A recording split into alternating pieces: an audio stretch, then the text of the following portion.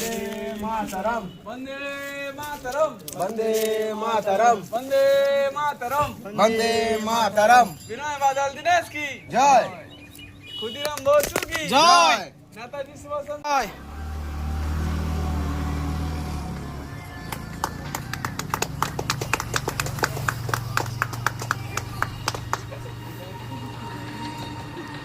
बोलो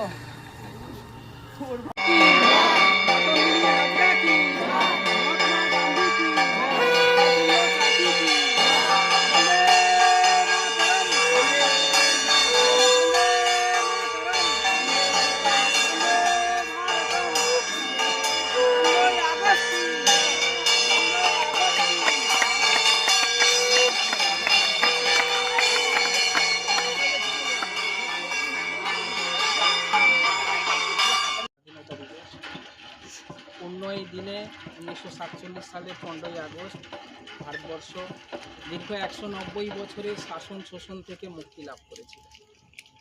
190টা বছর ধরে আমাদের দেশ পরাধীন ছিল। ইংরেজরা আমাদের দেশের মানুষদের উপর নানা রকম শাসন শোষণ অত্যাচার করেছে।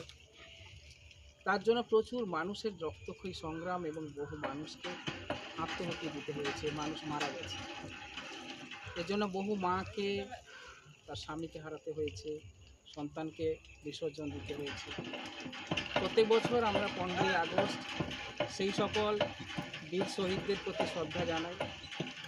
আজকের দিবস আমাদের ভারতবর্ষের একটি গৌরবের দিন, কারণ ভারতবর্ষের এই দিনে আমরা গর্ব করে বলতে পারি আমার দেশ স্বাধীন।